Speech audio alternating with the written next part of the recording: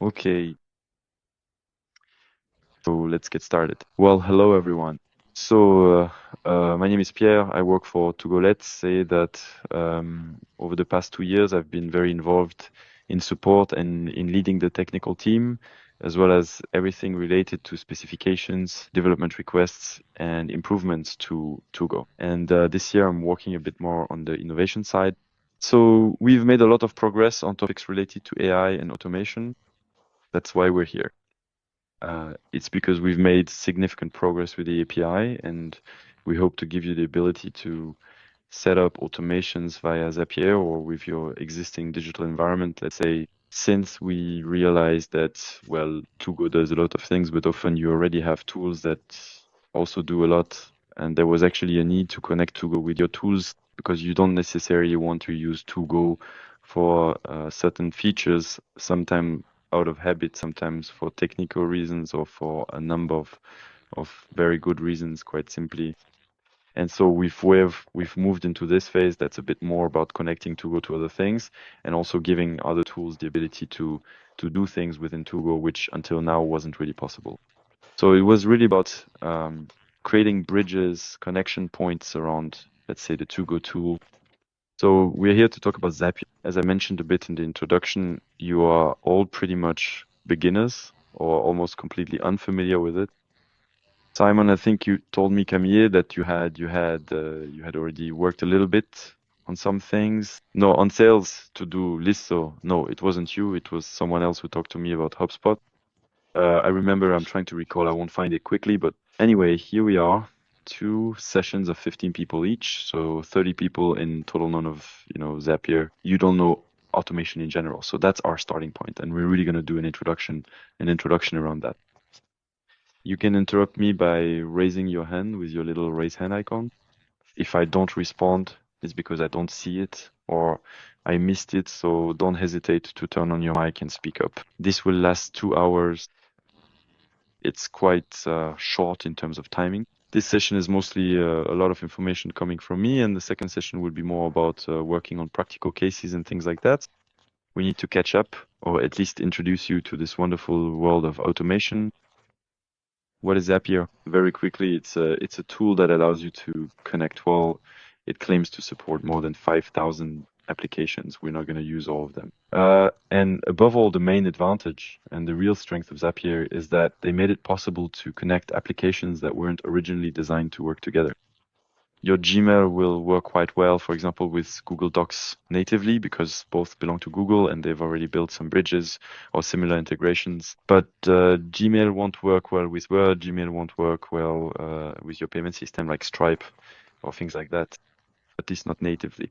So as a result, we introduce a tool in the middle, which is an application connector capable of seeing what's happening and acting within the different applications.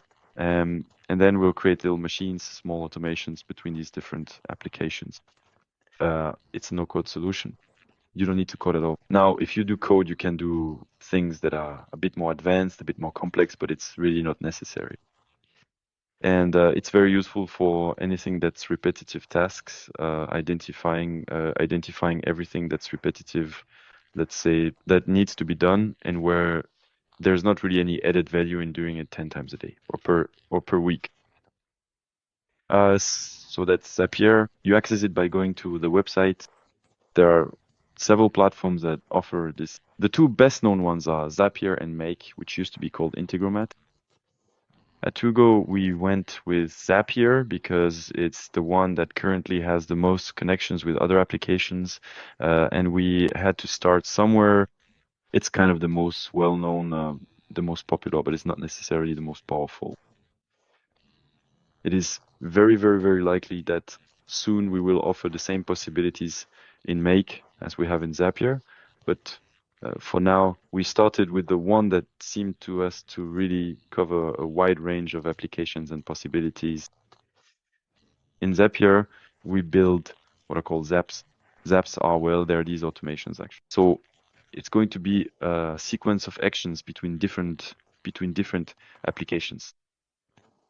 The advantages are time savings, an interface that is quite intuitive and accessible, as we'll see. The only limit is your imagination. That is to say, often we have trouble stepping back from our own processes, and we start creating an automation by saying, I wish that when I send an email, this would happen. Then afterwards, we might think, wait, but if this happens, that means I can also do this next. And so in that case, I could notify this person, and then in another tick, tick, tick. So often at first, we are mainly limited by our imagination. And then later, as we'll see in the disadvantages, we're also limited by what each application allows us to do. That is to say, in Zapier, each application has specified, well, with me, you can monitor this, this, this, and this, and you can do this, this, and this in my application. But if it's not on that list, let's say you won't be able to create an automation around it. So then we can imagine workarounds. There's a whole design process that's interesting, but often we'll also be limited by what each application allows. The downside is that we are creating a dependency on a new tool. I'm not a salesperson for Zapier, but in the end, if you want to use it, you're all going to have to create an account. And within a month, you inevitably have to switch to a paid account if you start creating automations and running them, and it starts saving you time. So as a result, I mean, you're in a way making yourself dependent on a new tool. We're going to talk about the price quickly in the upcoming topics, just a little bit, but not too much. Don't worry, I assure you, don't leave just yet. The other downside is that it still requires some monitoring. In IT, there's no such thing as magic. So once you've set up automations, well, you still need someone, or at least someone, to make sure, okay, is the automation running smoothly? You have alert systems that tell you, careful, your automation, it got stuck at this step, go check what's going on, etc. So it's not just we imagine it, we create it, we turn it on, and it just runs. In the end, once you have good experience with these automations and with very simple automations, that's what happens.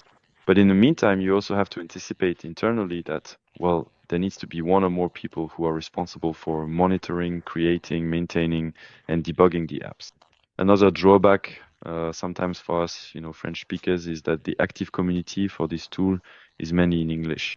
But, well, nowadays with translators, let's say it's not really a problem anymore. But if you're looking for information, you will generally find it more often in English.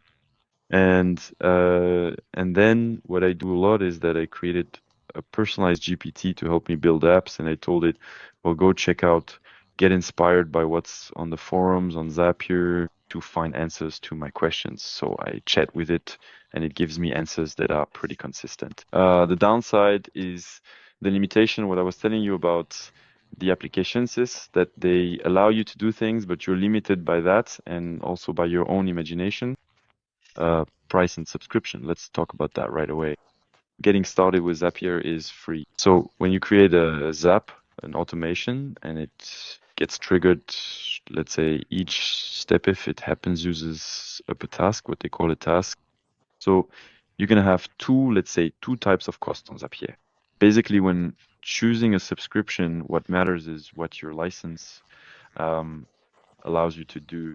A free license lets you access Zapier and create as many zaps as you want, but only zaps with 2 steps. So as we'll see, that's very limiting.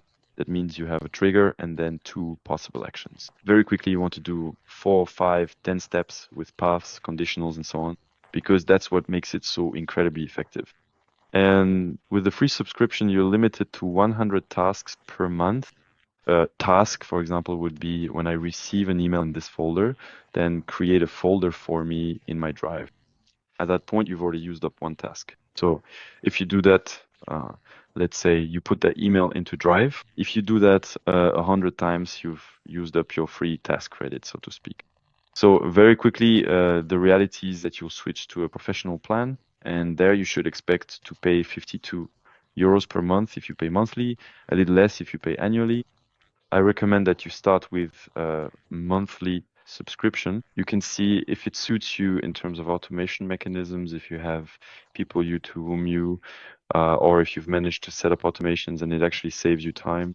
So on the one hand, it can be a bit annoying to have to pay a 50 euro monthly subscription again. But this one, at least more than covers the needs of an agency that's getting into automation, both in terms of tasks and possibilities. And it's easily paid off by the time it can save you if you translate that into, let's say, salaries and the time you or your team members spend every day, or your team members doing small repetitive tasks without much added value, let's say. So for us, I've been working with a professional plan for years, and that's more than enough for me. The basic principle of a Zap is that applications are connected to Zapier. So for example, I give Zapier access to my email inbox or to the info@myagency.com inbox. I give access to my drive, to my users drive. I give access to my calendar. That's what we call connecting to applications, where I give Zapier access to my account, to my to-go account. So we're going to connect it. We're going to give it those accesses. We'll see how. Then the logic of a Zap is that you have a trigger. So it's something that's being monitored and will trigger my Zap. So triggers will look in detail at what they can be. But to help you imagine what it is, for example, a trigger could be I receive an email in the info@inbox. That's a trigger we can use to start an automation. So this trigger, let's say, activates your Zap, your automation, and then you have action modules, which are, well, when the trigger is activated, you do this. I receive an email in the info@myagency inbox.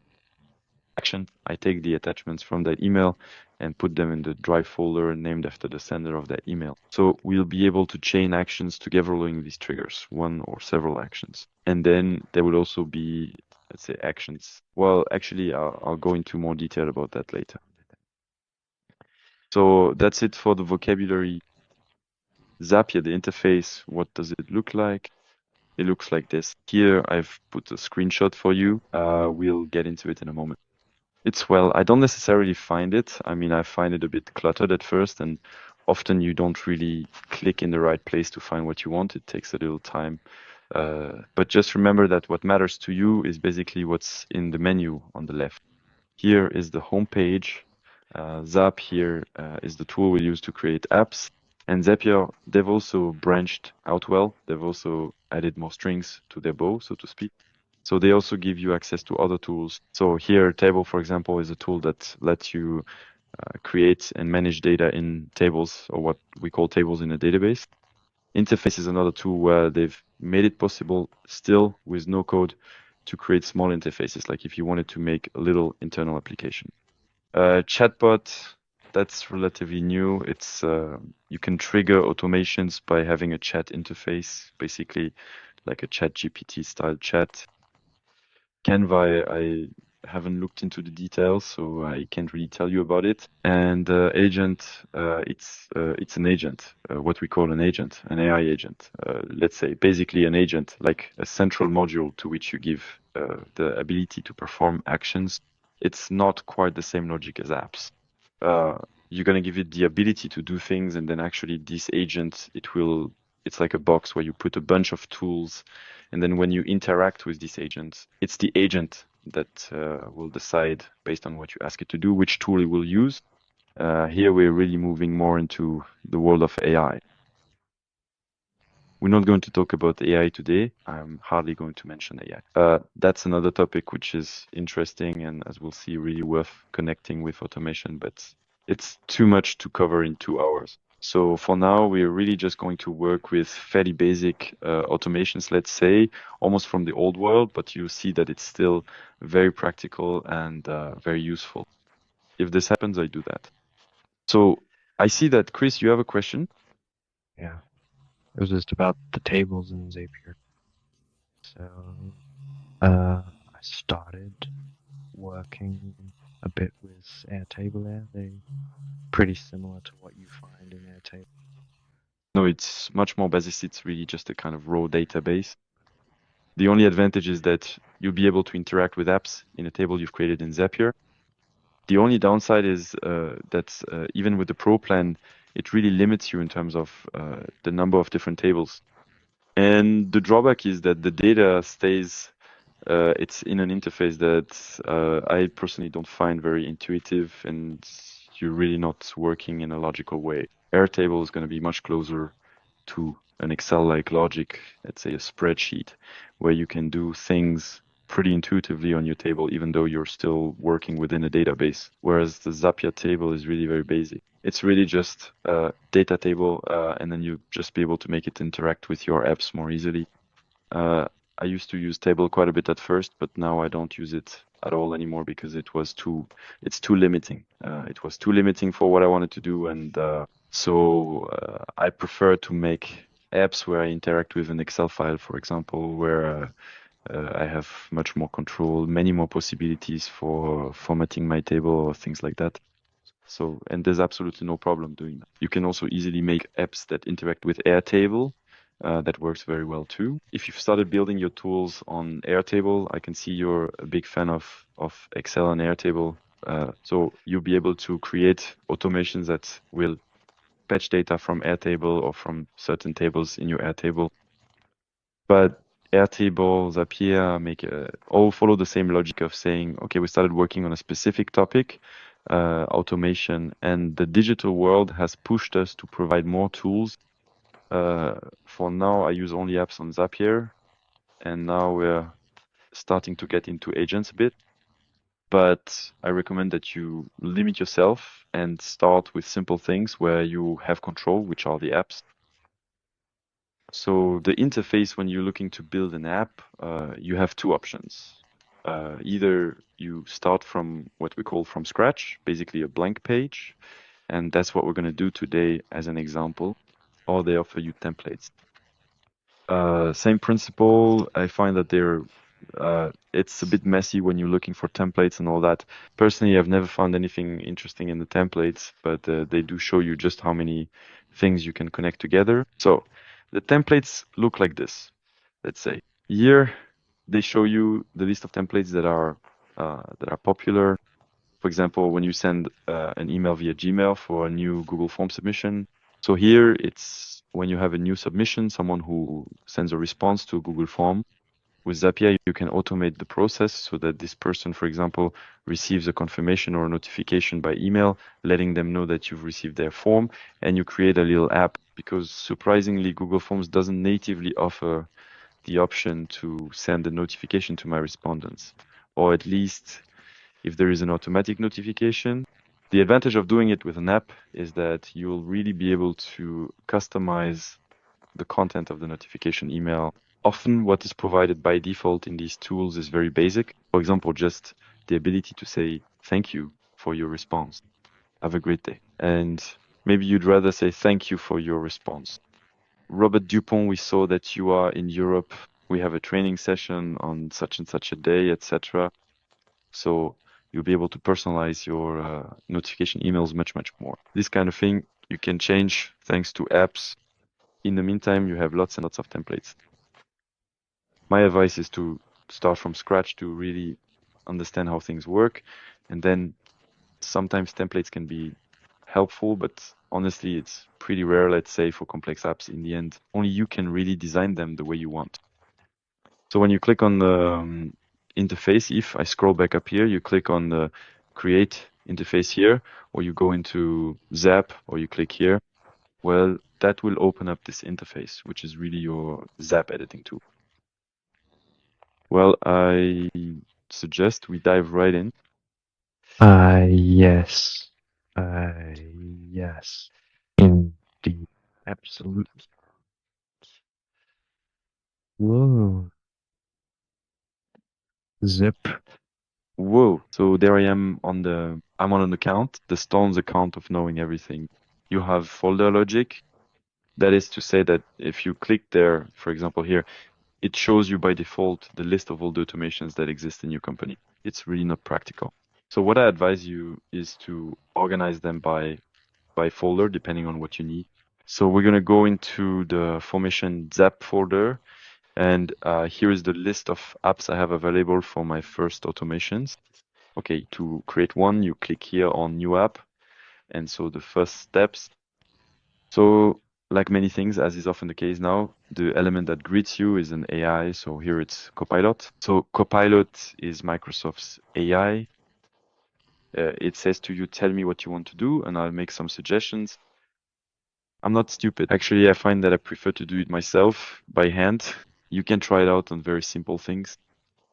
it works to tell it, okay, I want that when I send an email, it creates an event in my Google Calendar or things like that. But in the end, I find it's not really necessary. And it's better to use AI in a thoughtful way so you don't necessarily have to use it when you have simple things to set up. It's better to use your own brain power.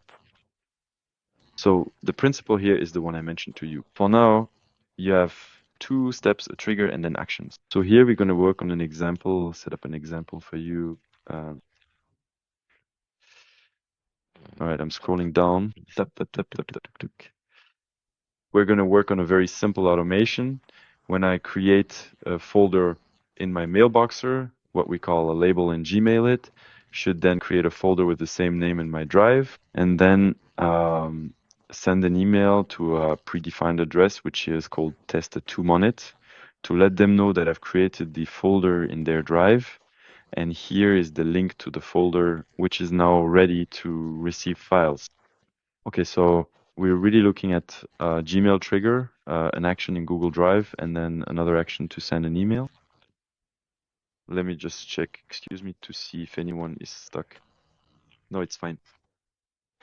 So let's go. That's what we're going to set up. So how do we configure the trigger? We click on triggers. Here you search in they've gained about 2,000 every month. They add about 1,000 more.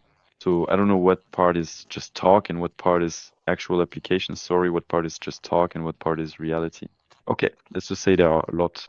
So my trigger here is Gmail in my case. Okay, so I'm going to look for the application. I'll find it here. If I don't work with Gmail, but instead with Outlook, I type Outlook, and I'll find here a number of email service providers. Gmail is very well connected to Zapier, but if you happen to use neither Gmail nor Microsoft, you need to check if your email provider has created integrations with Zapier. So the other day, I can't remember, we were working with someone who was using Proton Mail, I think, for example. For example, with Proton Mail, you won't be able to use it as a trigger because they haven't given me the ability to access emails through Zapier, but there are also some more generic modules available. So when you see that they look like this little orange email parser, that little icon that matches Zapier's color scheme, it means it's generally a Zapier module and it's a bit more generic. So here, for example, if I had entered email, it would have suggested that I could interact with emails that aren't in Gmail or, well, that aren't. In other words, with emails that aren't necessarily in Gmail. Yeah, Christoph. And when you use MacMail with a Gmail address behind it, if you create a folder in Mail, will it recognize that as soon as your folder is also created in Gmail as a label, it will take that?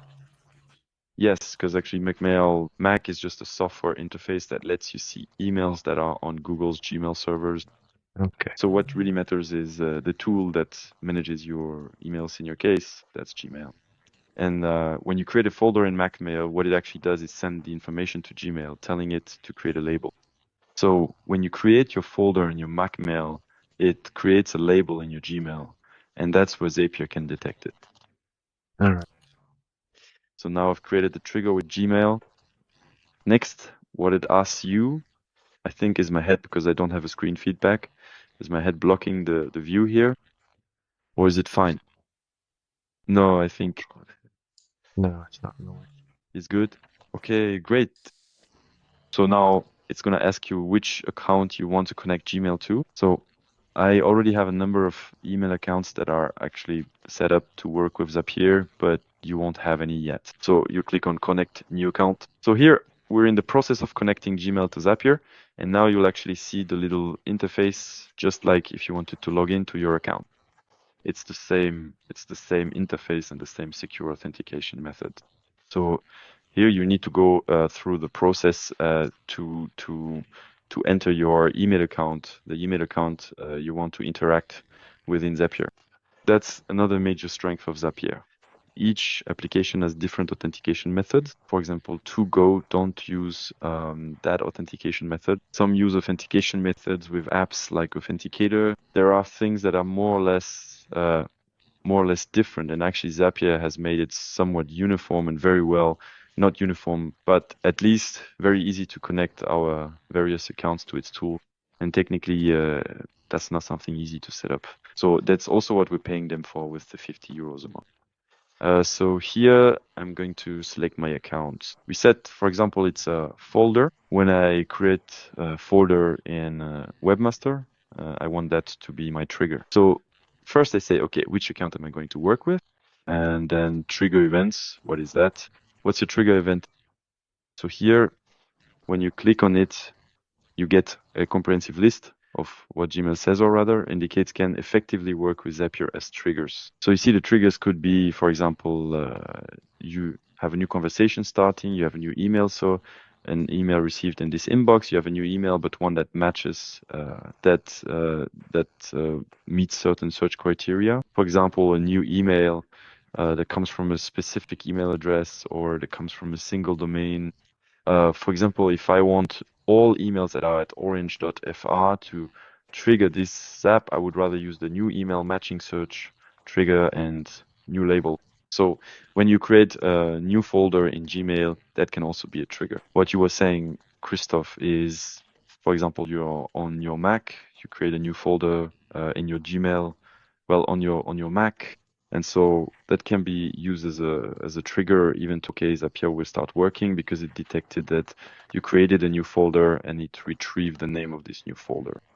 So you see, each time you actually have the list of the different triggers provided by the application to work with Zapier. So what we're looking for when we say create a new folder in my Gmail inbox, it's new label, the trigger when you add a new label. Okay, when I create a new label, because a Gmail folder, they call it a label or a tag. So here I've set up I'm preparing my trigger.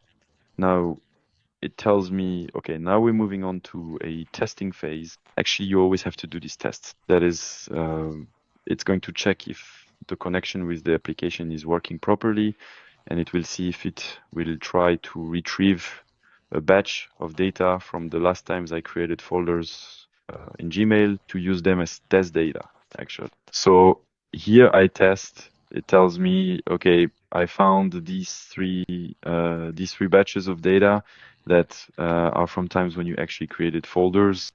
Often applications provide some default test data batches. So here, for example, I didn't create the send message folder myself, but it's part of the test batch where it says, here you go, you could interact with it to build your Zap.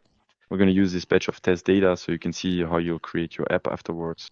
And so here I suggest we work, for example, with the chat label or the send label. We're not going to. Next, we'll go further into the configuration. Right now, we're really just in a testing phase, as indicated here. And here it tells you, okay, you're going to continue building your Zap with the batch of test data you've selected. So I'm going to let's take, for example, inbox. I'll say as soon as an email arrives in the webmaster inbox, then that'll be it. Sorry, I made a mistake. In my explanation, or rather in my test, I'm going to work with the inbox label. I think it'll become clearer when I show, you just remember here that this is the test data batch, actually here, inbox. So I tell it, I continue with the selected record. Next, my action, we said it should be so my trigger, when I create a folder, new label in Webmaster at 2Bennett, then it creates a folder in the Drive peer at 2Bennett. So here, my second action is with Google Drive. So I type Drive, I find the Google Drive application. Same principle. Which account do you want to connect it with? Which drive do you want to connect your automation to? I want to connect it with the drive of Pierre at 2Bennett. And then what do you want to do as an action? So here we'll see that we have a certain number of actions, which it's a bit different from often the lists of actions are obviously different from the lists of triggers. And so here, the action I can perform in Google Drive from Zapier is, for example, to copy a file that I have already found. I can create a folder in my Google Drive. I can create a shortcut. I can delete a file. I can move a file, replace a file. You can see that you often have a long list of possible actions. We'll go into a bit more detail later about some of the most commonly used applications, what triggers and actions you have available. But here, in my example, what I want to do is create a folder in my drive. So I'm going to select create folder. Next, I continue, and now I configure my action. It will ask me, okay, which drive do you want to work in? Because I have several folders or several drives, let's say, in my drive. So I want to work in my Google Drive, mine actually the root drive, let's say. Then it asks me, do you want to create this folder directly in my Google Drive? But you can also specify in which folder of my Google Drive you want to put it. So I had created a folder specifically, which of course I can't find now, called to go zapier. So it's an automatization. Here I can actually navigate through the subfolders by clicking on these little arrows. And now I'm going to put it in the to go zapier folder. I'll show you again. Spoofed. On the other side of my drive, it looks like this. I have the folder, my drive in the folder, my drive. I have the automatization folder, and then I have a folder called to go zapier. And inside I already have a folder called chat, which must be from an old test. But anyway, I guided it to say, you create a folder in this folder here. And it asks me, what do you want to name this folder? And this is where it gets interesting because we'll be able to use data from the previous steps of my zap. Right now, I only have one previous step, which is my trigger. So I'm going to fetch data from the item that triggered my zap, actually.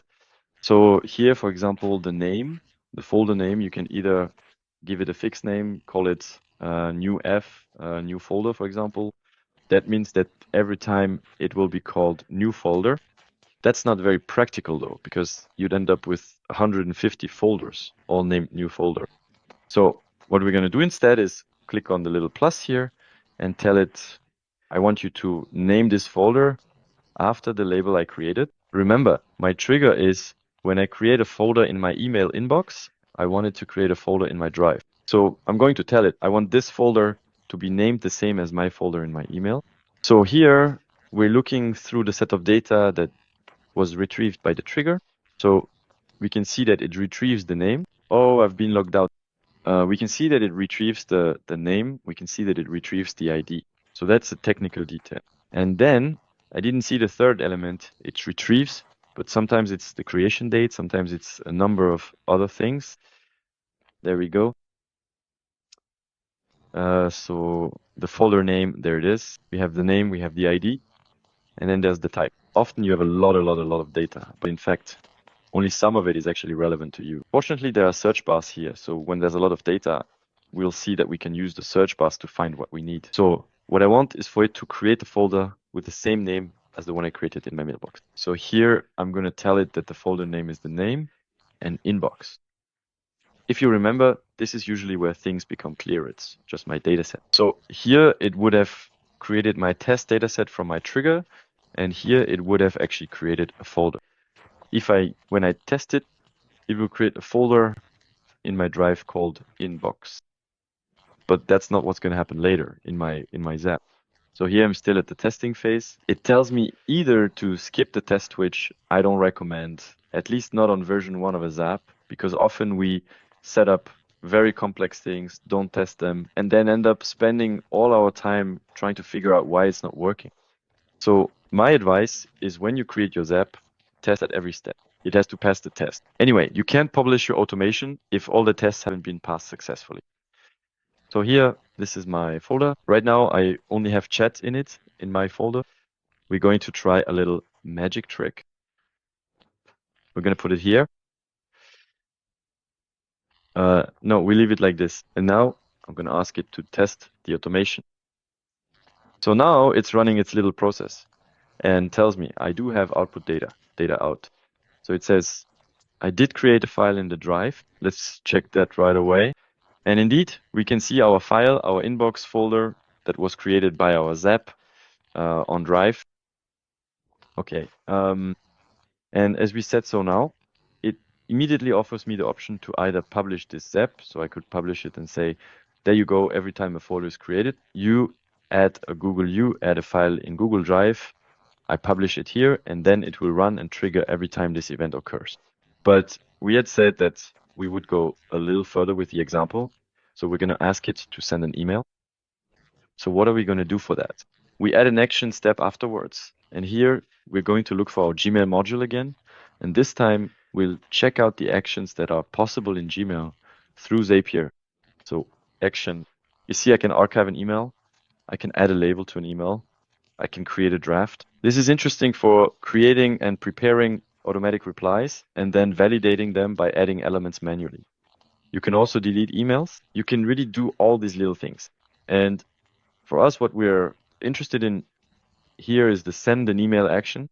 When you have actions that you use regularly with modules you use often, I recommend marking them as favorites so they appear at the top of your action list.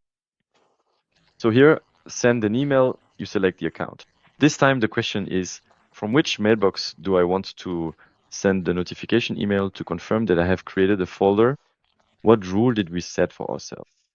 It sends an email to that address, and let's say the email will be sent from my address pierre@tugonet. So here I've already connected my pirate tugonet address since, well, I had already connected it.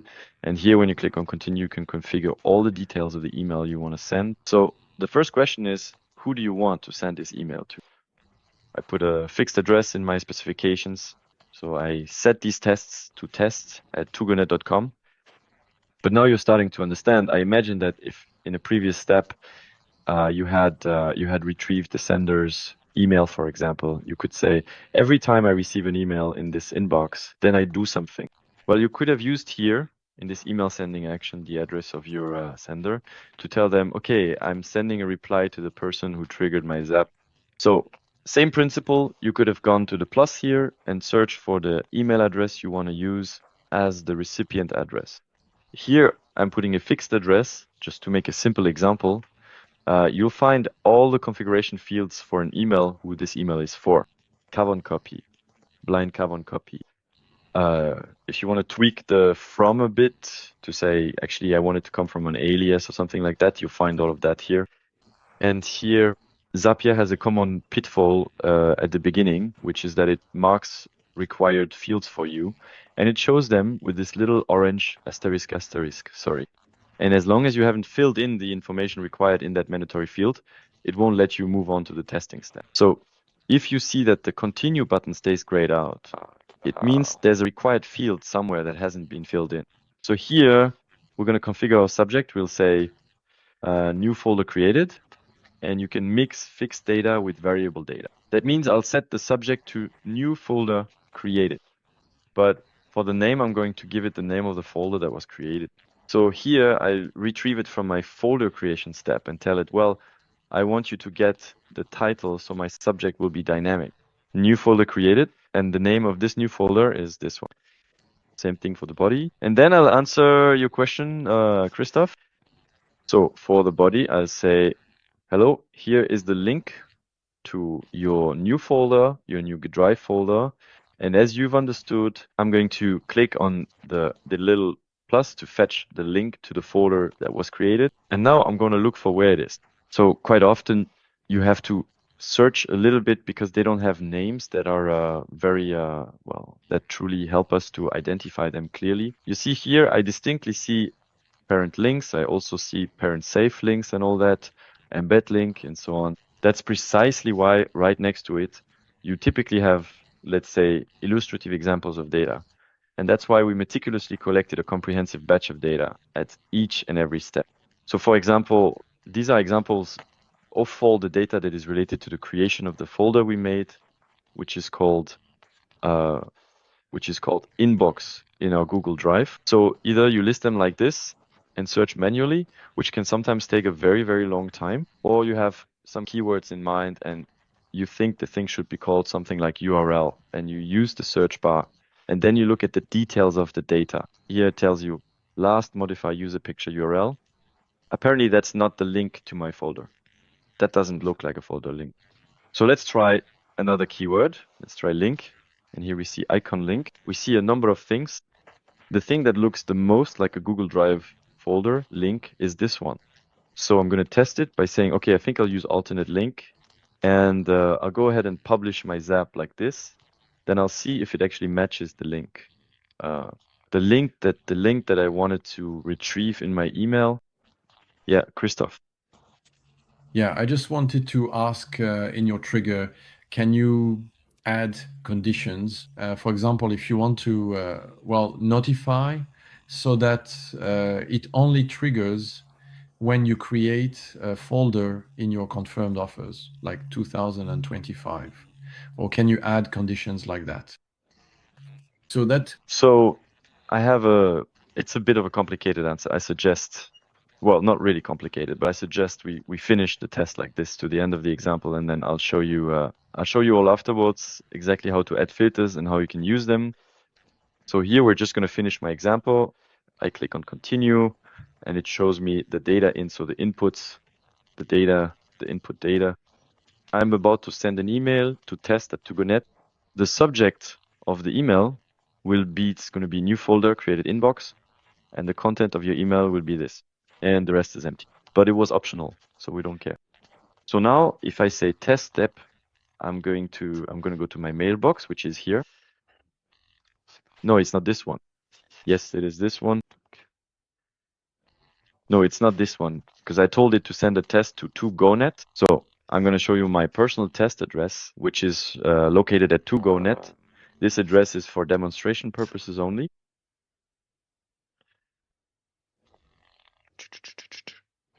Where is it? There we go.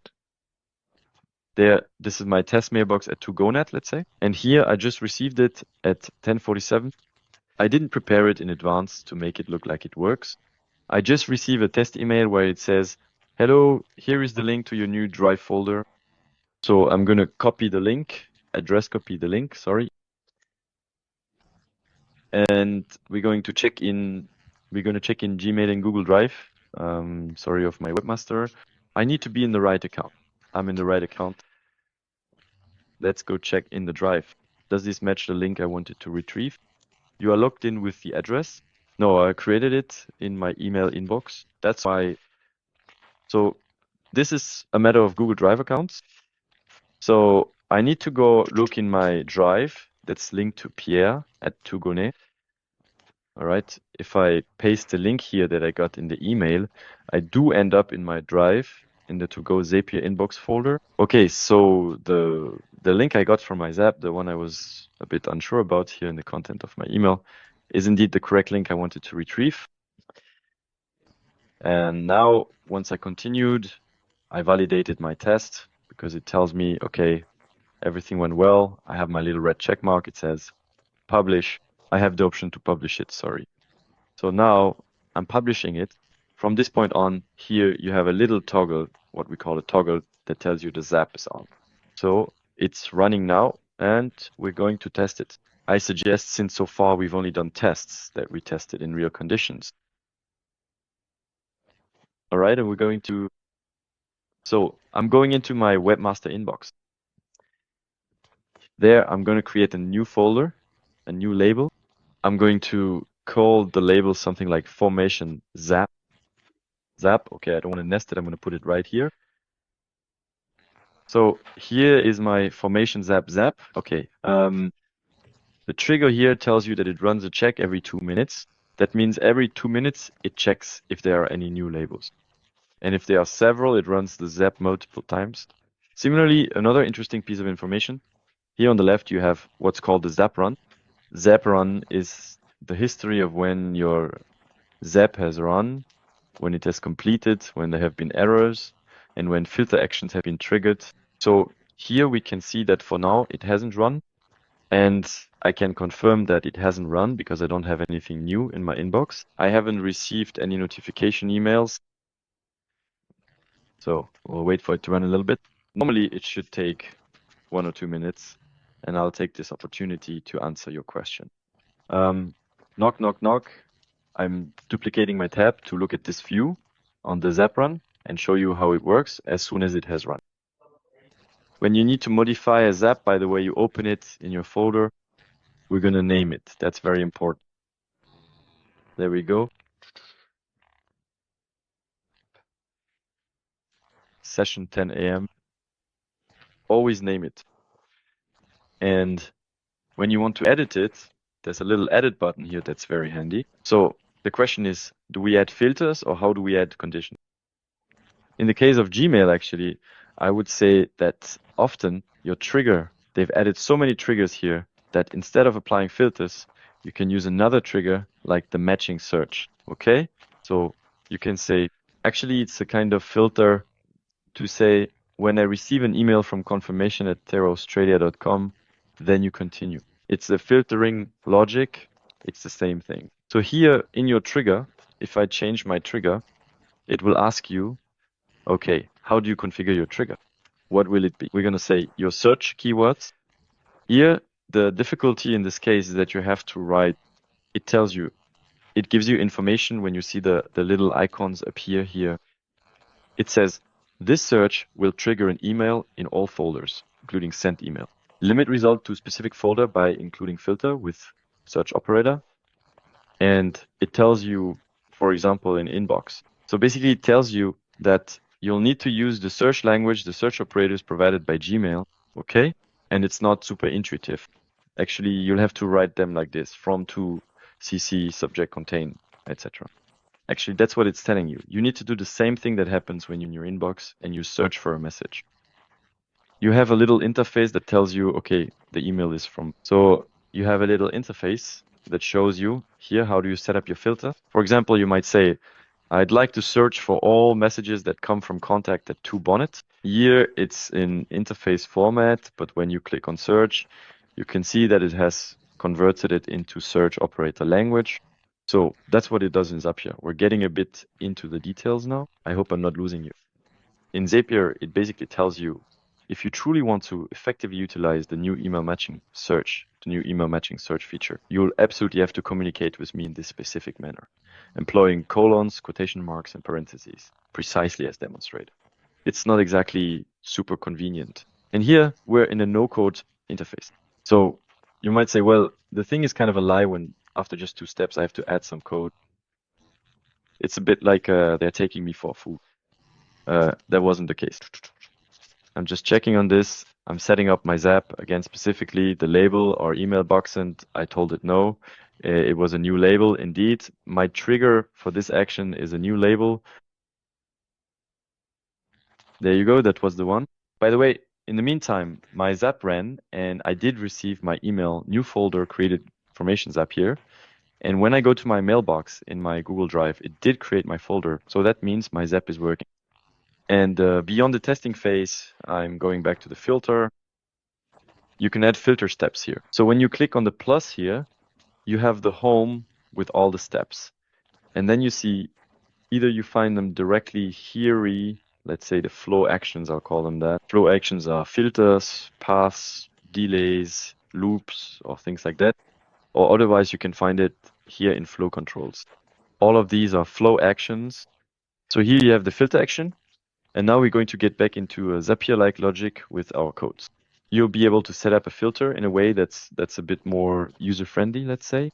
So here you could very well say, you can set your filter by saying, I want my condition.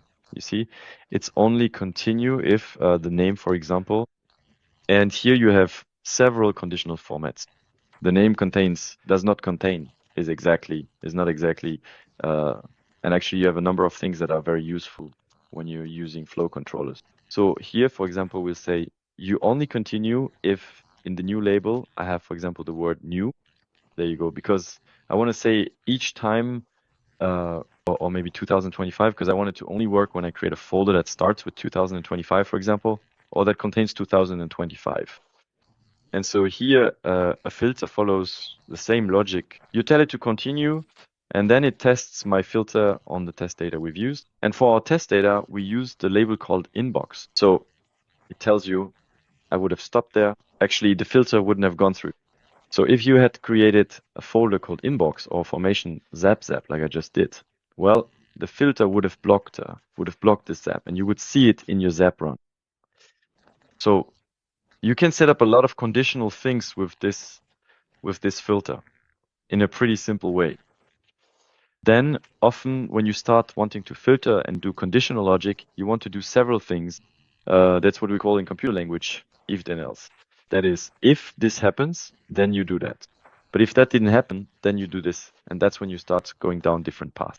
So it's another flow action called path in Zapier, and the path, I won't go into detail about it right now. That's more for session 2. We'll look at it in session 2. Actually, you'll have conditional filter steps at the beginning of each path. You see, it's the same filter logic at the start of every path, where you'll tell it, okay, if you contain 2025, then you do this. If you contain 2027, then you do that. And if you don't meet either of the first two criteria, then you take a third path. But I don't want to lose you in the first session. Did I answer your question? Yep, thanks. There you go. I just made a big mistake. I almost deleted my zap. Fortunately, there's a draft logic. So what I'm going to do is go back to my zap that wasn't deleted, and I'm going to tell it not to apply the draft, not to publish the draft. So here you see, I went back and my first zap session teaser is still there. If I reopen it, I'm crossing my fingers that it hasn't been erased. It's not erased, but there's a draft, which is the deleted zap. Okay, so you just need to be careful about that. So that's it for this first example. Do you have any questions? Because we're covering a lot of concepts in this first example. And it's 11 o'clock. That's not a question. But I think that when you deleted it by mistake, you had the option to click undo. MH. That's someone who wants the undo function to appear in Togo. I understand you, Diane. It was at the top right. Yes. Next to run, I saw it when you go into edit draft. Either I say edit existing draft, meaning I could recover what I deleted, but here we're going to do it again, repeat the mistake. Exactly. Sorry. There's an undo at the top right there. I'm deleting this. And indeed, now I have an undo and it brings my module back. Absolutely. And you see, I've never really looked into it in detail, but I think that's the history of my undo. Actually, if I had several actions, I could go back 2 or 3 steps. Good point. I'll take this opportunity to show you the zap run here. It's showing up empty.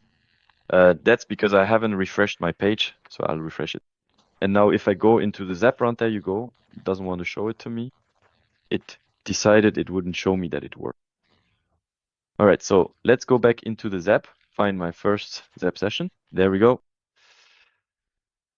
We'll find it in the folder. It was the first one, but this way I can show you how to navigate my first zap session from user. And now, in theory, in my zap run, well, no, why doesn't it want to? Oh, no, sorry. No, that's really weird. I don't know why it doesn't want to show me. It doesn't want to show me that it ran. Very strange. Yet, it did run. Sometimes there are little bugs on the Zapier interface.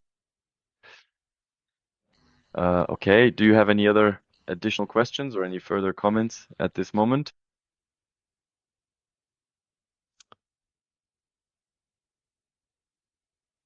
All right, well, yes, that's perfect. I hope I haven't lost all of you, each and every one of you. So the example, we've gone through the example, which lets us cover the basic logic of how to build things. Now, the question that interests us today, among others, is, okay, how do I connect things with Togo? How do I use Togo as a trigger? How do I use Togo as an action? The first thing is to connect, Togo to Zapier. For that, I checked on all your domains and activated what's called the API. So you will have access to these 2 elements that I'm showing you. Either on the desk, you click on Togo API, or in the side menu, you go to Settings, Togo API. This will open up this interface for you. And here, basically, this is the detail of, well, for those who have already used the API, either to publish programs on your site or for group features, things like that, you already know it. But generally, no one has seen it before actually going into it for the first time, obviously. Then you have a new tab called API keys. So an API key is like a key. In fact, you create a key that is custom made and unique. So it's a long code, and you're going to give this key to Zapier to tell it, okay, I'm giving you access to certain parts of my data, and with this key, you can only access what I allow you to. So you go to the API key tab. There you click on Create API Key. Here you have a small interface, which for once is very simple, where it's a key for Zapier. So you click on Zapier. Don't ask any other questions. I recommend that you give it a name. So I suggest giving it a meaningful name like Zapier and today's date. You click on Save Changes, and then it shows you the key. Okay, the key is really a long code. It's like a huge password. And this is the only moment when you'll be able to see this key. So you retrieve it, you copy it, and as soon as we close this this tab, the key will no longer be visible. You can't click on it again to view it. That's normal. It's a security rule for API keys, let's say. So you keep it in your clipboard or put it in a document temporarily. And then in Zapier, in the interface that you now know a little bit, you choose the to-go module and you create a new account here. And there, the only thing it will ask you for is this key. That's where you paste it. You click, yes, continue to go. And now you've created the connection between to-go and Zapier. Simon, I saw you raise your hand. Yes, exactly. I raised my hand because up until now we didn't have the option to access the to-go API on the dashboard, but I lowered my hand because I see that now it's activated. We had asked Sébastien some time ago, so it's all good. I'm rediscovering all the possibilities we have now. I was dependent. Okay, great. I went through the list of everyone registered for the training to check whether your APIs were active or not. And in fact, I activated yours last night. So all the multi-hosts, meaning Mandala, Italy by locals, and France by locals, are active. That's perfect. That's great. Exactly. If anything bugs out, let me know and send me an email. And then we'll fix it. I'll check where it needs to be activated. What slipped through the cracks?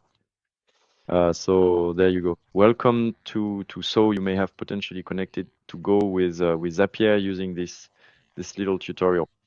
The session is obviously recorded, so if you don't remember, or if you didn't take notes on these different steps, so you can watch it in the replay. So we're gonna go over a few triggers and a few actions that exist in Zapier. In any case, the ones that I've had myself, which seem to me the most useful for very common use cases that I've encountered in various trainings, whether on Zapier, automations, or I forgot to mention, for those who don't know me, that I used to manage a travel agency in Costa Rica. So I asked myself, okay, what would you have dreamed of back then? Or what would have been useful to you? For me, creating a Zap is a bit like cooking. So what I'm showing you here is kind of like the ingredients and tools you have. So you'll have bell peppers, and then you have a paring knife. And then you have some parsley, and then you have meat or no meat, because maybe you don't feel like eating. So now we're going to look at the tools and ingredients that will allow us to create our recipe. In emails, as we've already seen, the triggers that are quite practical and commonly used are, okay, when I receive an email in a dedicated inbox, for example, all your new requests arrive in the info at my agency's name inbox.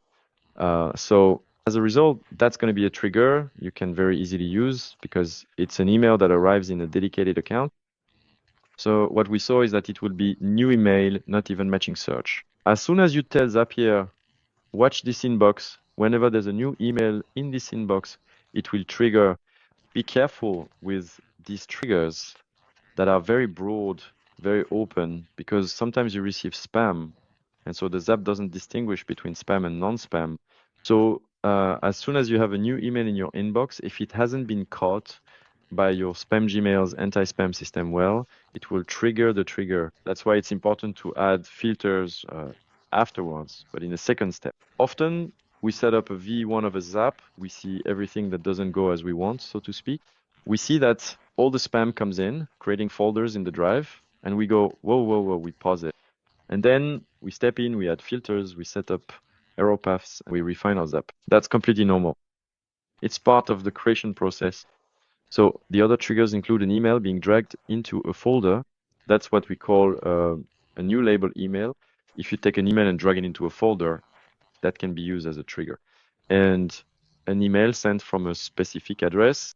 So in that case, for example, we'd rather use new email matching search. We'll say from the address. So that's my trigger. Okay. Another set of interesting triggers are calendars.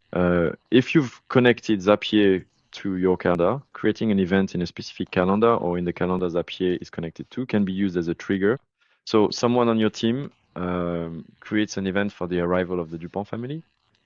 While that, bam, you can use it to trigger sending a WhatsApp message, sending a notification email, checking that the folder actually exists in Google Drive or things like that. Okay. So in calendars, a new event is a trigger. Updating an event, you have an existing event, you change, you remove an S at the end of arrival of the Duponts. That's an update to that event. It can be used as a trigger if you change the date of that event. That can also be used as a trigger. These are often the update functions. This is what allows you to keep two systems synchronized. You change the date of an event. Well, in those cases, it will change the name of the folder, which previously was named with the arrival date, the old arrival date of the people. So this lets you synchronize between two systems. And the cancellation of an event can also be used as a trigger. And also, for example, adding a guest or participant to an event can be used as a trigger. So that's quite interesting when it comes to calendars. For everything related to cloud applications like Dropbox, Google Drive, OneDrive, Nextcloud, OnCloud, you can also use them as trigger applications.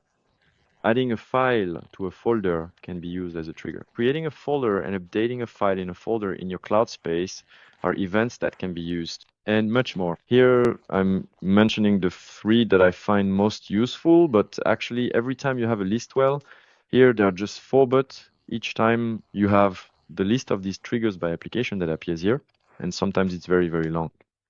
And now we're going to focus on To Go, Little Heart. The list of triggers, so the events we've made observable by Zapier in To Go, includes the confirmation of a sales project. So from your sales tool, when you confirm a sales project, Zapier will pick that up as an event and retrieve everything.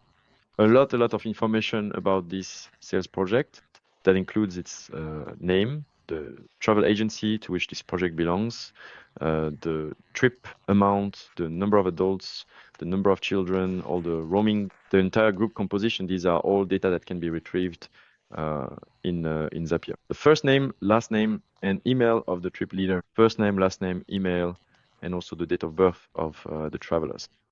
If you enter them in the sales tool, before confirming, all these elements can be retrieved by Zapier. I think it's going to disconnect me. I'll reconnect just in case. I'll show you basically all the data we've made visible through Zapier. Tuk. With this event, basically, it's going to be everything that's here. So the type, the name of the trip URL will also be retrieved when we use the confirm project trigger, the status, the name of the sales manager and their email, the booking numbers, the list of tags, the language, the travel agency to which this sales file belongs. The agency contact, I think that's included too. I'm a little unsure. Source lead, it's retrieved in Zapier, everything related to the group composition, rooming, and then first name, last name, email, phone number, the information, let's say, of the travelers who are listed here. So from the moment you confirm a file and use the sales project confirm trigger, all this data it goes into your trigger, and then can be used to create files, create events on your calendar, send notification emails, send WhatsApp messages, and so on, etc., etc. So confirmation is an interesting trigger. Updating, for instance, if you were to change the name of your sales project or the total number of adults involved, that particular action can potentially be utilized as a significant trigger. Yeah, so let me finish with the triggers on To Go, and then I'll answer your questions, Chris and Diane. The creation of a traveler. So what do we mean by creating a traveler? It's either here, you click plus and enter information. That can be used as a trigger, okay? And the updates, what's interesting is the updating of a traveler, because when you create one, it often gets created by default with new individual and a huge number. So as a result, you don't necessarily have a lot of useful information, but it can just serve as a trigger to say, okay, a traveler has been added to this sales project. Well, that can trigger a notification to the logistics team to say, oh, by the way, someone has added a traveler. I don't have the information, but go check it out. So we've also set the update as a trigger. That is to say, if I delete the 2059 here, and replace it with, say, their first name, well, I can use that as a trigger, and then I'll be able to retrieve the data for the first name, the new first name that I entered. So creation of a traveler or updating a traveler. I don't know who raised their hand first, but I'll give the floor to Diane. Yes, so we often have cases where we've confirmed the sale but don't have all the information, for example, dietary requirements or flight details. And once the clients fill out the info form, can we then create a notification to let us know that the data is now present in Togo? Because actually what we do right now is we go and check every month, every week even, to see if it's coming or not. Okay, so for that, you actually already have another system without going through Zapier automations that allows you to be notified when people have filled in information, but in Travel Access, not in InfoForm. Do you use InfoForm or Travel Access? We send the form and it's the clients who fill in their data directly. Okay, so I think you're using InfoForm. Travel Access, yeah. That's right. Travel Access is more for us. So yeah, in both cases, meaning if they haven't filled out the info form at all, usually if there is additional information that comes in later, we'll go through Travel Access, since it's us, the travel consultants, who will update the data. Okay, so if you're using Travel Access, which is the most, let's say, modern and recent tool and the one we recommend you use, because as you can see, it has a more pleasant interface and it's also easier for users to fill out. In Travel Access, you have the option in the Travel Access configuration. Here, you have the ability to create email notifications specifically. So here, we're 100% within Togo. This is outside of Zapier and all that. And here you can tell it, okay, when a participant updates their information, send an email notification to, and you can specify that you want the notification to be sent to the sales team. So I set it aside because it wasn't very practical, but to the Togo sales manager, I'll try to catch it to the Togo sales manager, meaning the person here, but you can also ask it to send a notification instead to the group manager, here to the person in charge of the TO agency, let's say in your team. So the reason I'm talking to you more about internal notifications is that, let's say if you haven't received the notifications, if you haven't received the information at the moment you confirm, this element is pretty empty. Indeed, I won't necessarily be able to retrieve the information with the confirm sales project trigger, but I will be able to retrieve them with the other trigger, which is update, travelers that I showed you, sorry, I'm getting mixed up with my windows. So with the traveler updated trigger, you'll be able to create apps that could complement or maybe adapt a bit better to your process. Because you told me that at certain stages you use the info form and you have good reasons for doing so. And then at other stages, I use the travel access. But here I can break down your entire workflow to tell you, okay, in these cases, your zap is going to look like this. But in any case, you could use this update travelers trigger and set up quite a few conditions, because as you understand, if every time someone changes the first name, it triggers. If they change the last name, it triggers. If they change the email, it triggers. So just for one update to a traveler, you're going to get 3 notifications and you'll tell me, wow, this is a nightmare. So you might need to fine tune the apps with a certain number of settings, you see. Sometimes you'll add conditions so you don't get flooded with notifications. Conditions like, for example, if the word OK is in the name or in the email address, so that means you fill in all your data and then you add a little OK somewhere, and then bam, the zap triggers. And that's once you're sure you've collected all the travelers' information. But here we're already getting into the details of, okay, what do I want to do? How do I do it in Zapier? What does the application allow me to do? And I add filters, I add passes, things like that. So my first recommendation is to try to make the most of the travel access configuration with those notification steps we had already worked on. Very well, thank you. This is Christopher. His name is Christopher. Yeah, if my mic is on. Yeah, can it actually work the other way around?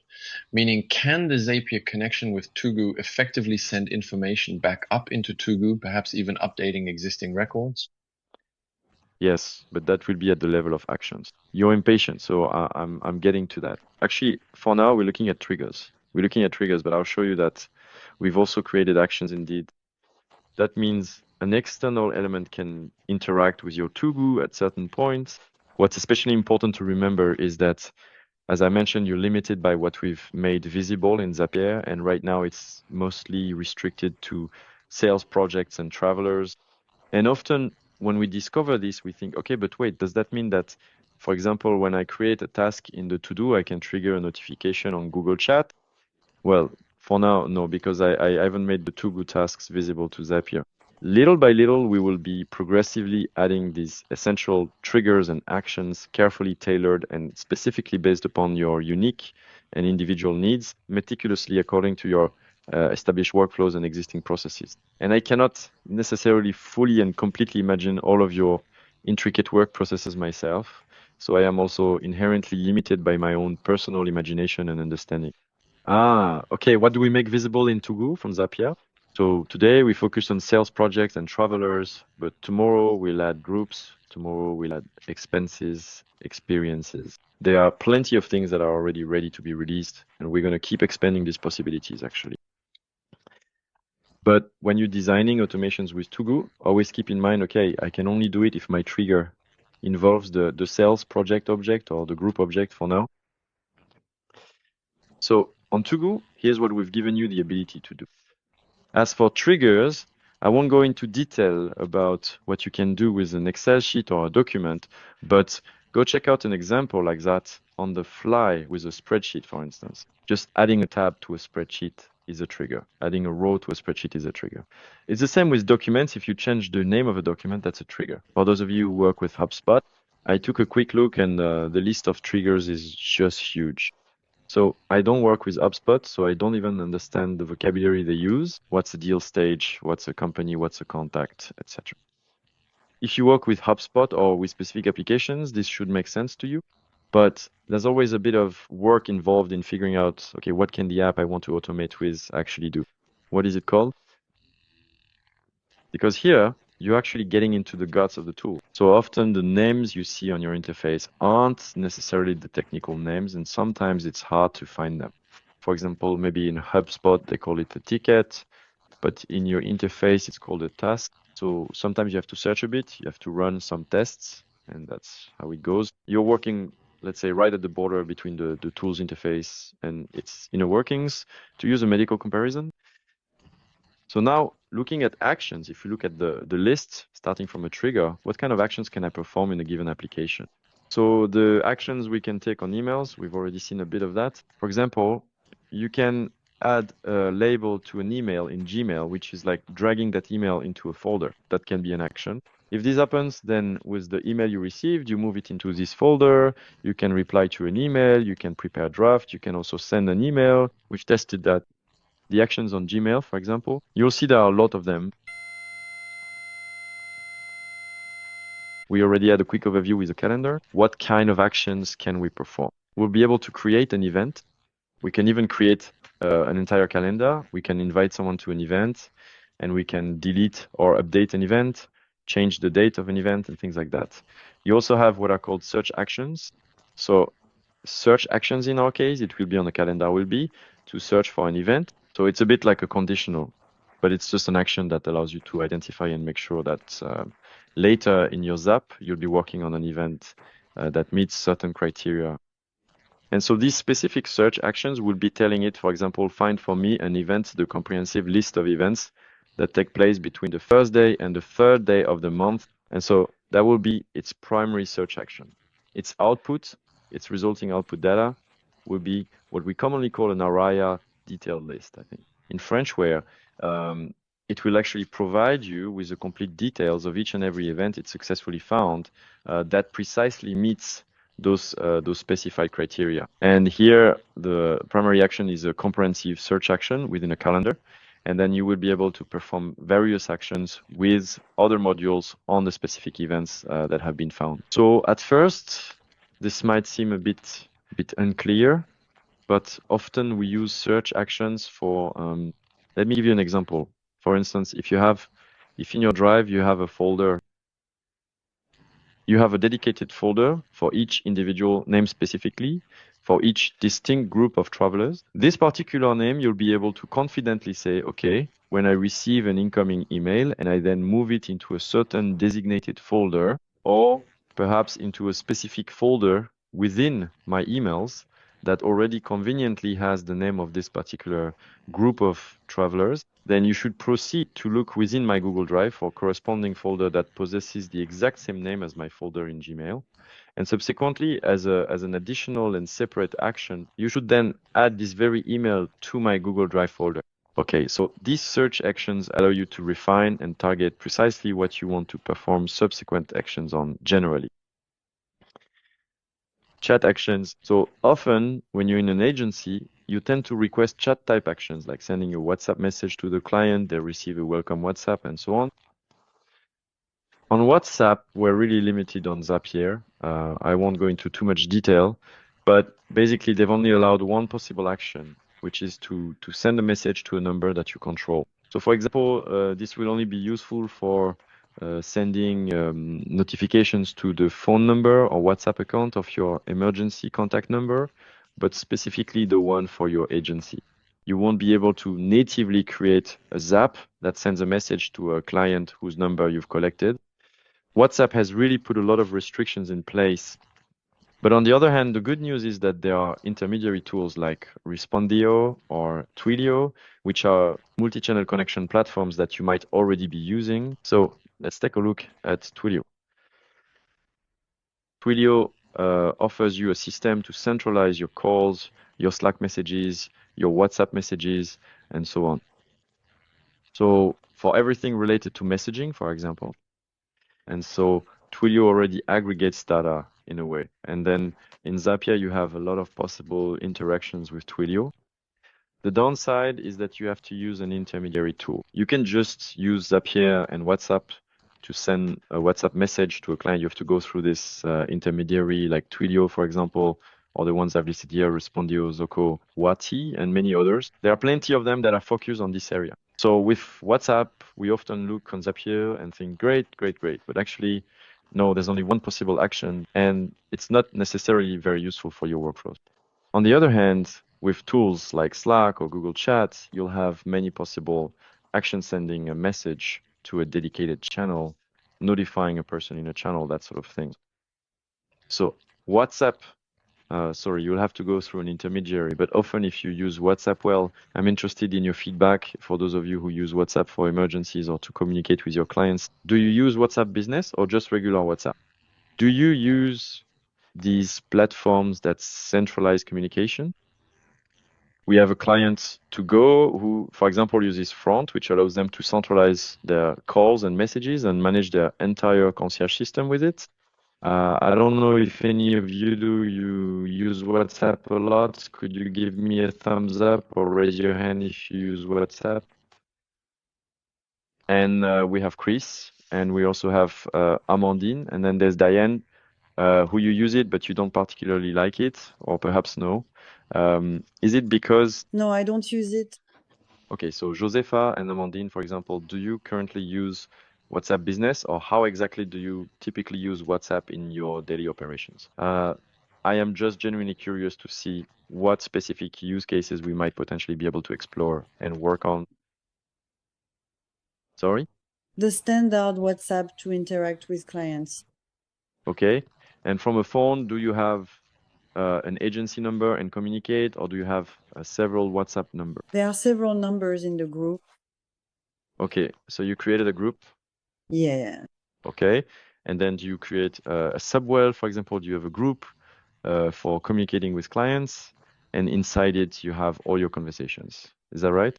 We put the travel itinerary details about their trip. There's the emergency number, and there's the advisor, and there's also crisis management in there. Okay, so it's kind of like an extranet. They have access, they can chat with you, and they also have access to some useful links within the conversation. That's it. And it's also all the on-site communication with the client. So on a daily basis, once they're out in the field, Okay, and you don't actually use WhatsApp Business, Chris? No, I do not. we haven't really utilized it so far. We didn't genuinely need it, especially considering the specific features we are currently using today. Okay. Yeah, Amandine, I see you raise your hand. Yes, we use WhatsApp Business. We communicate with clients when they're on site and also with our suppliers, especially for transfers, to get real-time information. And what has WhatsApp Business brought you compared to regular WhatsApp? Do you know why you switched? I'm not sure. But what's nice with business is that we can all have it on our computers, on Google Chrome, and we can all check the conversations. I don't know if that's something you can do with regular WhatsApp. You can, but You can do it too. Yeah. But I think if you have a team of 4 or 5 people, as soon as it disconnects, you have to take control again on the phone that's connected and that disconnected half your team. I think it's with features like that, it must be smoother when it bugs, let's say. Yeah, it works well now. Yeah, we all need to be connected together. And for large teams, well, let's say teams of 10 people, I think it's more suited for that. Okay, well, thank you for this expert feedback. I thought there were more users of WhatsApp Business or this kind of interface, but I often realize that in the end, that's not the case. Marianne? Yes. Hello. I just wanted to share our experience with WhatsApp Business. Something that really helps us a lot is the quick replies. These are pre-written, ready to send messages. We have them in all languages. So for arrivals, we send a scheduled SMS. But then during the trip, we switch to WhatsApp. And with that, you have lots of messages already prepared for when we settle in, when clients ask us questions, or even sometimes suppliers. So it really helps save a lot of time. Okay, excellent. Indeed, I think it must be less smooth on WhatsApp. Quick replies do not currently exist on WhatsApp, which is certainly not normal. So as a result, it's much smoother. Okay, excellent. Thank you for sharing your experience. So now, if we look at the actions we've given you, especially the ability to do things from Zapier Go, we'll find what we had in the events. But this time, it's important to understand that we're on the action side. So it's like, okay, when I do this, I'm going to do it in ToutGo and not just observe what's happening in ToutGo and then do something else. So when I do this, what I can do in ToutGo is create a sales project where you'll actually find the option to provide information within this sales project. Well, almost everything that's here, with the exception that, for example, you see there's no field for the quote URL. It's not a field, you can actually enter in the cert. So for example, that's not necessarily something you'll be able to modify from Zapier when creating your sales project, but you'll be able to do many other things like create new travelers, specify the number of people, the number of adults, the number of children, roaming, where the request comes from, etc., etc. If, for example, you'll see that the limitation in the creation module send, that's why it's important to test themes. That, for instance, my agency here is called Terra Gaia. If from my Zap, I say create a sales project with the agency name Terra Gaia, well, actually, that will generate an error in your Zap because we've limited it to agency names that already exist in your ToGo. We won't allow you to create an agency on the fly like that due to a mistake, a typo, etc. And here, this is what we call a relationship between two tables. So in fact, you have your project. It's linked to your client database. And this relationship is solid and needs to remain that way so that agent names aren't created on the fly like that. A user of WhatsApp Business or this kind of interface, but often I realize that in the end, no, that's not the case. Marianne? Yes, hello. It was just to share our experience with WhatsApp Business, something that really helps us a lot. It's the quick replies. These are pre-written messages. All ready to go. We have them in every language, and that way we can send, because for arrivals, we send a scheduled SMS. But afterwards, during the trip, we switch to WhatsApp. And so with that, you have plenty of messages already prepared for when the client asks us questions, or even sometimes the suppliers. So it saves quite a bit of time. Okay, excellent. indeed, I think it must be less smooth on WhatsApp. Quick replies don't exist on WhatsApp. Makes sense. So as a result, it's much smoother. Okay, well, excellent. Thanks for sharing your experience. So if we now look at the actions we've enabled you to perform from Zapier on Togo, so you'll find what we had in the events, but this time it's important to understand that we're on the action side. So it's okay, when I do this, I'm going to do it in Togo and not just observe what's happening in Togo and then do other things. So when I do this, what I can do in Togo is create a sales project where you'll actually find the ability to fill in almost everything you see here, except for a few details. For example, you'll notice there's no field for the quote URL. That's not a field you can enter in the search. So for example, that's not necessarily something you'll be able to modify from Zapier when creating your sales project, but you'll be able to do many other things like create new travelers, specify the number of adults, the number of children, roaming, where the request comes from, and so on. If ever, for example, you'll see that the limitation in the creation module send, that's why it's important to test Themis, that if, for instance, my agency is called, it's called Terra Gaia. If from my Zap, I say create a sales project with the agency name Terra Gaia, in fact, this will generate an error in your Zap because we've limited it to agency names that already exist in your To-Go. We won't allow you to create an agency on the fly like that due to a typo or something similar. Here, this is what we call a relationship between two tables. You have your project, it's linked to your client database, and so this relationship is solid and needs to remain that way so that agency names aren't created on the fly like that. So there are things like that where that's when you'll set up the apps, then you'll test them, and you'll see that sometimes because you sent the agency name through an information form and it was typed incorrectly, well, the Zap will bug out and tell you, I can't recreate this project because I can't find any agency with that name in your database. So the creation of, you'll be able to create a sales project, you'll be able to update a sales project, and that's why it's important to be able to search for a sales project, actually. Because often to update a sales project, we prefer to be sure about which sales project we're working on. So before performing an update action on a sales project, we often do a first step, an initial module to search for the sales project. And once we've found the sales project, we want to work on by its name, by the quotes URL, that sort of thing. Well, we'll update the number of travelers, roaming, or things like that. So the possible actions are creating or updating a sales project, creating a traveler, or updating a traveler. Then there are search actions which you'll be able to use and which will be useful for, as I mentioned, identifying items and working on them. That could be searching for a tour, searching for a group, searching for a person, searching for a project, or searching for a prospect. So those are all the actions to answer your question, Christophe, that we've made possible in To-Go. I see that Amandine and Marianne still have their hands raised. I'm not sure if that's by mistake or if you have a question. It's by mistake. Okay, no problem. So those are the To-Go actions. And I'll mention it anyway because we like that. Actions, you have a ChatGPT module in Zapier. So you can connect your ChatGPT account to Zapier and create automations that involve ChatGPT.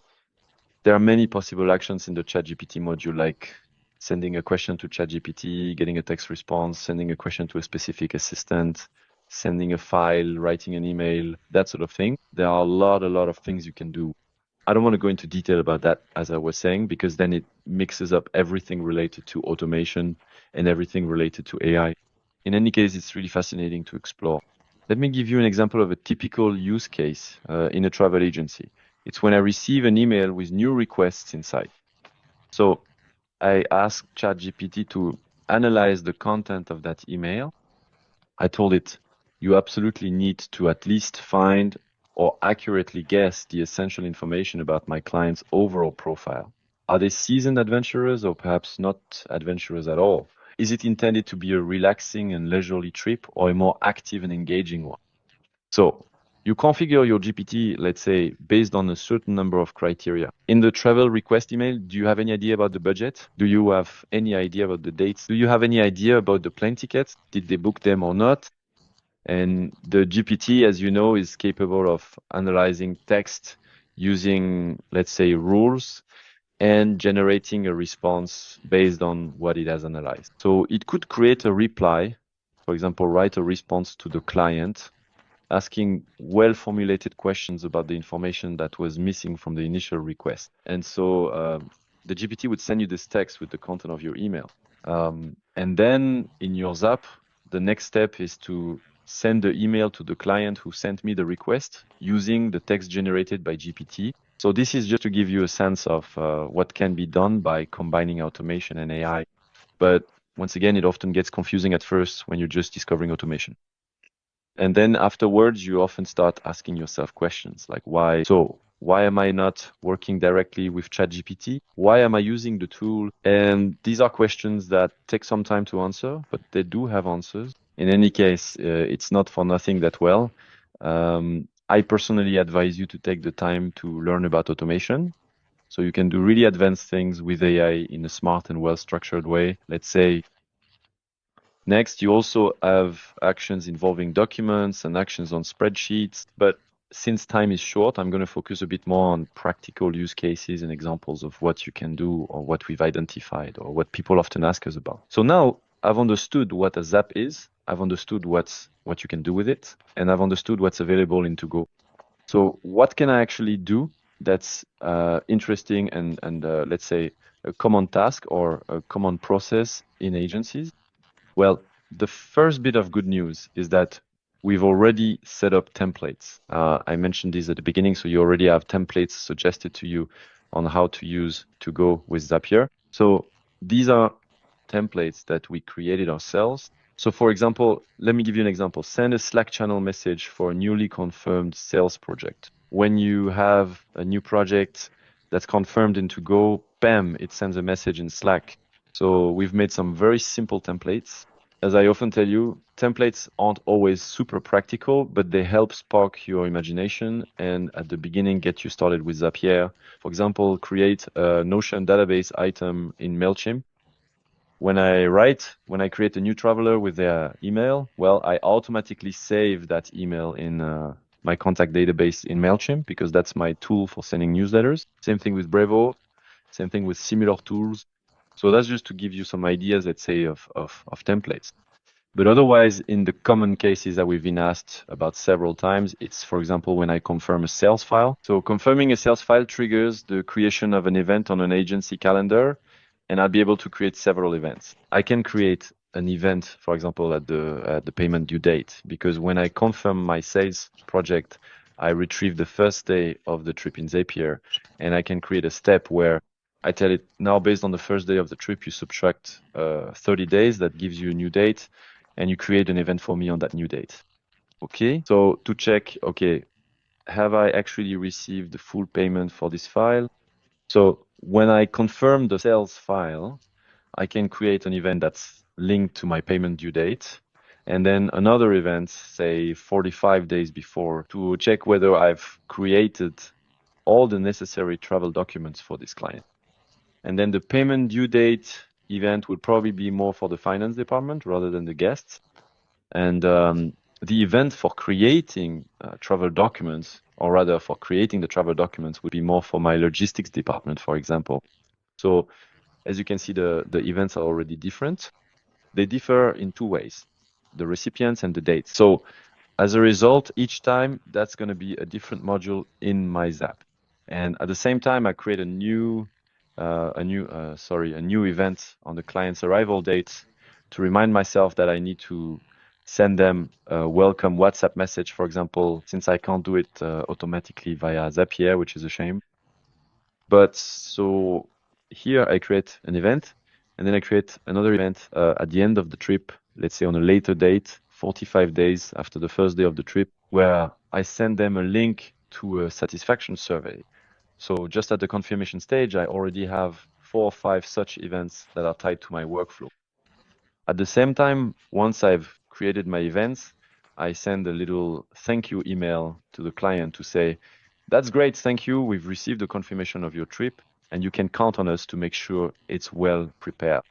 A short email is sent to the client because I've collected their email address from the list of travelers. And at the same time, I send another summary email about the file to my sales manager or my logistics manager, or both in copy, including the roaming information, the quote link, the names of the travelers, etc.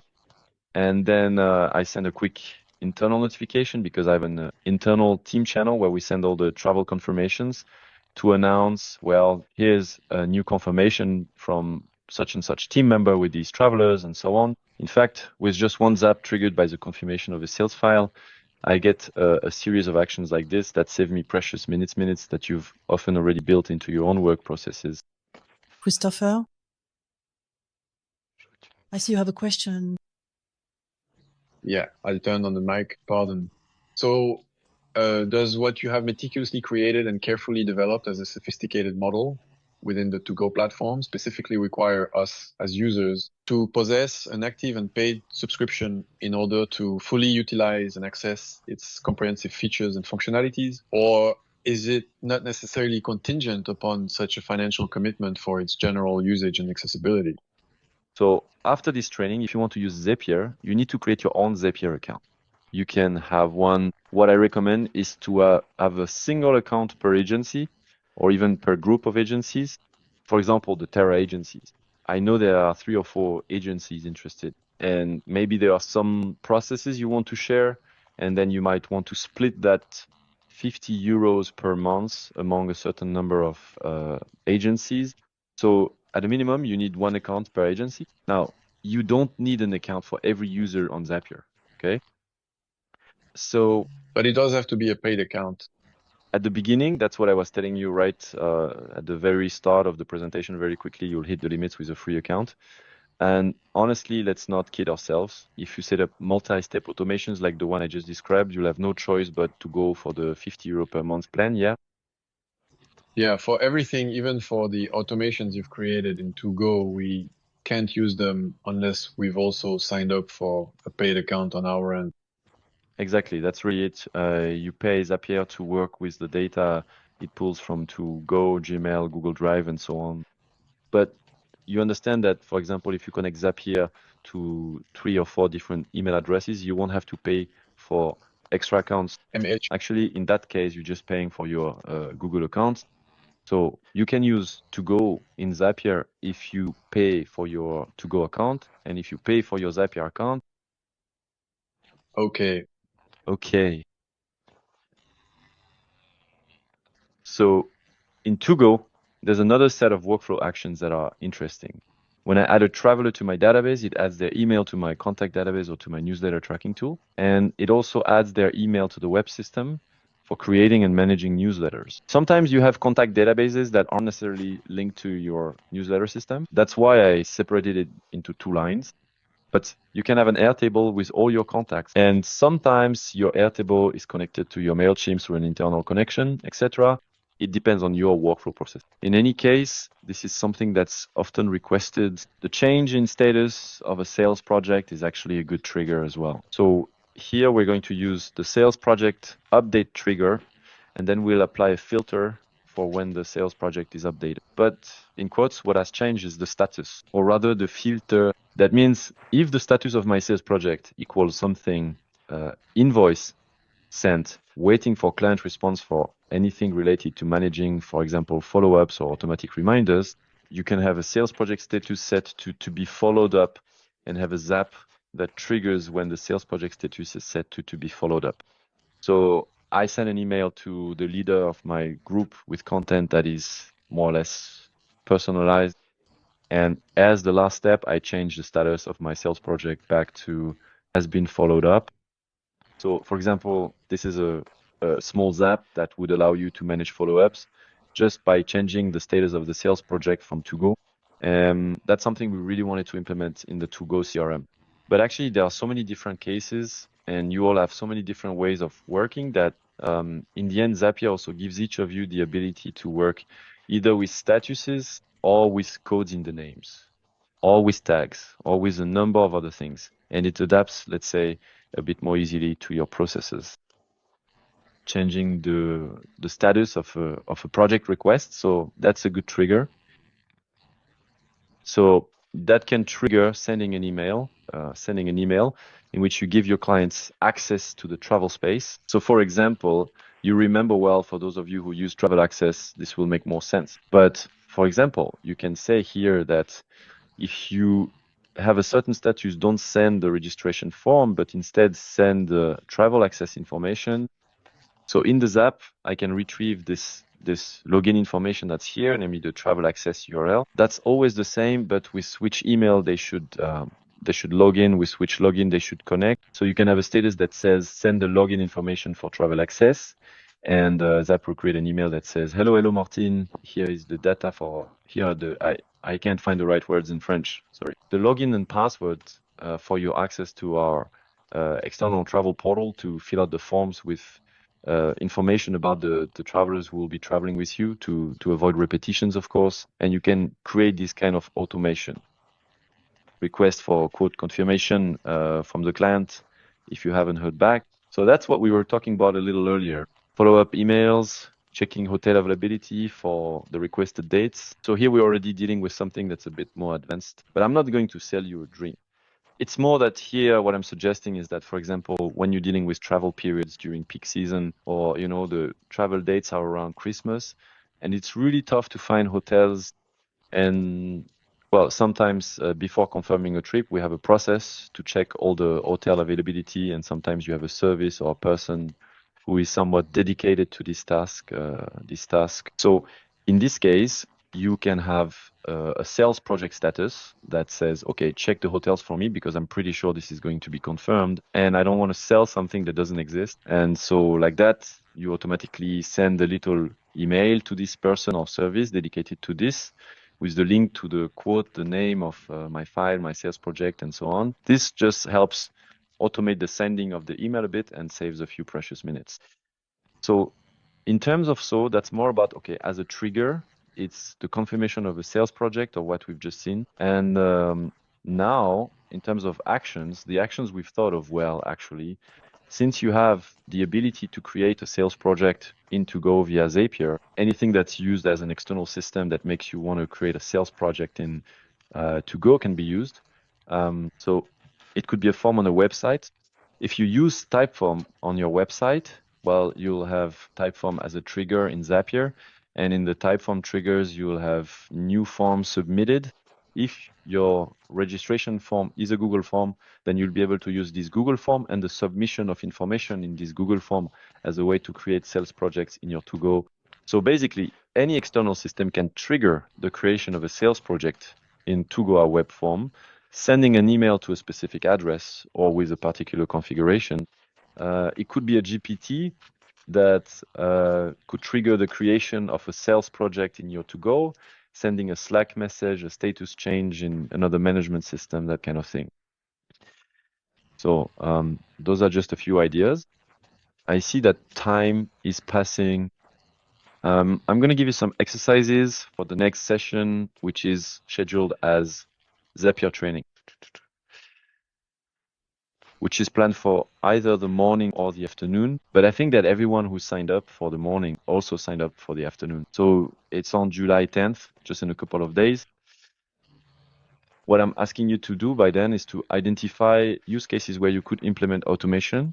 So what does a use case look like? It's a super repetitive task, like a standard notification email that you always send manually, or, well, it just needs to be a repetitive task. At first, do it with initial data, so what we'll call inputs, with limited inputs, in other words, not too many conditionals. It's not ideal if, for example, I receive an email from a certain person and it's received on a Wednesday and it's unreal. Those are inputs that are sometimes very conditional and a bit hard to handle in your first zaps. You'll get there after some practice. It won't be a problem at all. But for now, just ask yourself, okay, what's a repetitive task where I don't have a bunch of conditions and lots of different input data, and where I want to perform a limited action, really just a very simple zap. when this happens, I do this, and then I do that. At most, 2 actions, and likewise, a simple final output. For example, let's say when I receive an email for a new request, I need to have it analyzed by a GPT, which would then send a reply. But if the reply contains thank you, that means I have all the information I need. If the GPT's reply doesn't contain thank you, but instead asks questions, that means I need to get back to the client. Here, you're already dealing with a final output that's too varied and too complex. Really just simple cases like the ones we've seen. I receive an email, I drag it into the folder, and it creates a folder. I'm sure a lot of things have come to mind for you, and you thought, okay, yeah, it's true that every time I do this manually, but adding this Excel row to my list of requests to keep my requests up to date and to generate statistics on how many requests I've received per month, from which site, from which client base, etc. Those are things you can already start considering automating, for example. For next week and for this initial practice, think about automations with or without to go. I want to say it's almost simpler without to go, but feel free to do it with or without to go modules and without any AI module. Because as I was saying, I think it will just make things too confusing at this stage. And you send me, you do 2 or 3 use cases, you send them to me by email telling me, here's what I thought of, I'd like to automate this, and then I can start thinking about it and you can give me information on how you're planning to do it. Basically, this will require you to go into Zapier and say, well, I think I'm going to use the Gmail module called search for an email that matches certain criteria. And then I thought about using this action that allows me to do that. Or you can even send me a screenshot of the Zap you try to build. And then I can help you with that and guide you like, okay, I would have done it this way, or be careful about this. Next week on July 10th, we'll be working on different use cases anyway. I really want to receive as many of your use cases as possible in advance, because that will actually allow me to group them, to create breakout rooms and more dedicated workshops. Usually you tend to have similar themes and needs, so it will be richer and easier to work with 3 or 4 groups rather than one group of 15, especially on issues that don't interest everyone. Okay, so I'm really asking you to take these exercises seriously. And there you go. I'm not necessarily giving you more examples of use cases, and we have a few minutes left to answer your questions. Or do the instructions, though, they seem clear to you? And I'm going to stop sharing my screen, and that way we can turn on our cameras if we feel like it. And then see if there, Arif, you have any quick questions or reactions. Even now, is there